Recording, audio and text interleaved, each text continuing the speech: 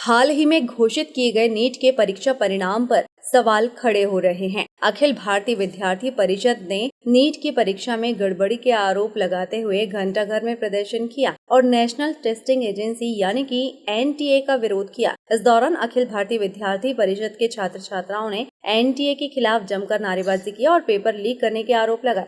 अखिल भारतीय विद्यार्थी परिषद के कार्यकर्ताओं ने यह मांग की है कि नीट परीक्षा की सीबीआई से जांच कराई जाए और काउंसलिंग पर फिलहाल रोक लगाई जाए।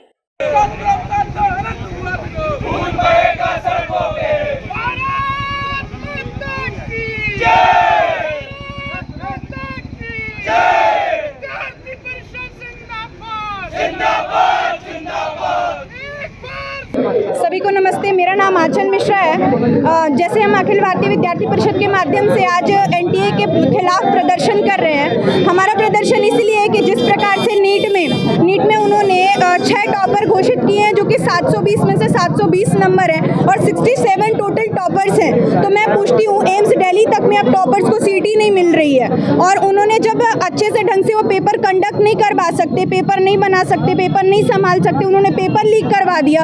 एग्जाम टाइम में उन्होंने ग्रेस देकर पास कर दिया।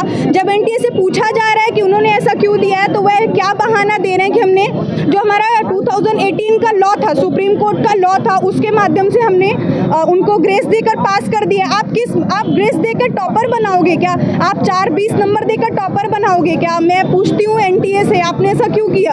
आपको ग्रेस देना ही था तो उन बच्चों को देते जिनके कम नंबर थे। आपने टॉपर को पहले, वो भी ऐसा कैसे हो सकता है कि 60 से लेकर 69 रोल नंबर के बीच में ही आप ग्रेस दोगे? आप खुद भी तो सोचो।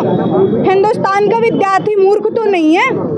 आप एक बार खुद की समीक्षा करो, सोचो और अपनी गलतियां स्वीकार करते हुए जिन बच्चों के साथ में उनका अधिकार छीना गया है उनको अधिकार दो, और या तो आप वापस से एग्जाम कंडक्ट करवाओ या फिर अपनी रिजल्ट की समीक्षा करो और सही से रिजल्ट दो। धन्यवाद। आपका नाम? आज अखिल भारतीय विद्यार्थी परिषद जबलपुर महानगर द्वारा एनटीए के खिलाफ, जैसा कि नेशनल टेस्टिंग एजेंसी जो पूरे देश भर के एग्जाम कंडक्ट कराती है, उसने जो अभी नीट का एग्जाम कराया है वो सराही सरा छात्रों के साथ भेदभाव किया गया है। क्योंकि रिजल्ट हम सभी ने देखा है। रिजल्ट एक तो पहले रिजल्ट का जो डेट अनाउंस किया गया वो चुनाव के डेट के दिन, रिजल्ट के दिन अनाउंस किया गया। जो सबसे बड़ी बात जो ये अपना भ्रष्टाचार छुपाने के लिए उन्होंने एक तारीख जो यूज़ करी, कौन सा तारीख था? भ्रष्टाचार उजागर। हम सभी जानते हैं कि अगर आपको रिजल्ट अनाउंस करना था तो आपने वो डेट क्यों चुना? क्योंकि आपका जब डेट 15 दिन बाद, जब इस रिजल्ट को 15 दिन अभी समय और लगना था, तो आपने हड़बड़ी में पहले क्यों रिजल्ट अनाउंस किया? दूसरी हमारी मांग विद्यार्थी परिषद से है कि सीबीआई जांच होनी चाहिए इस पर, क्योंकि जो रिजल्ट अनाउंस किया इसमें लगभग 70 से आसपास ऐसे स्टूडेंट हैं जिनको 720 में 720 नंबर दिए गए। ऐसा कहीं पॉसिबल नहीं होता कि 718, 719 नंबर दिए गए हैं। आप सभी जानते हैं कि नीट का जो एग्जाम होता है +4 -1 मार्क्स होता है। मतलब अगर एक सही होगा तो +4 मार्क्स मिलेगा और अगर गलत होगा तो -1। किस आधार पे एनटीए ने 718 मार्क्स दिया? किस आधार पे एनटीए ने 716 मार्क्स दिया?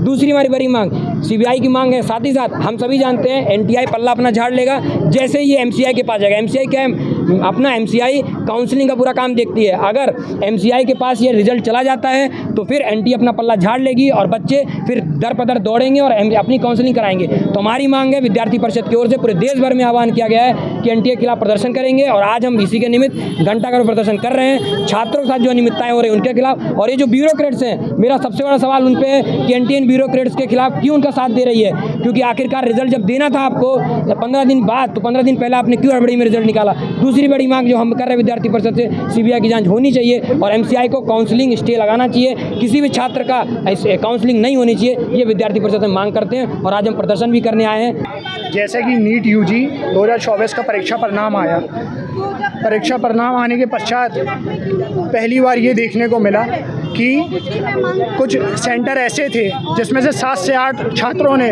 पूरे नंबर पाए। ऐसा आज तक इतिहास में नहीं हुआ। इससे ये सामने आता है कि एनटीए ने जो नेट यूजी के एग्ज़ाम आयोजित किए थे उसमें भ्रष्टाचार सामने आया। एनटीए का एग्ज़ाम होने के एक दिन पहले 4 मई को पेपर लीक हो गए। पेपर लीक जैसे गंभीर मामले सामने आए। हम एनटीए का विरोध करते हैं आज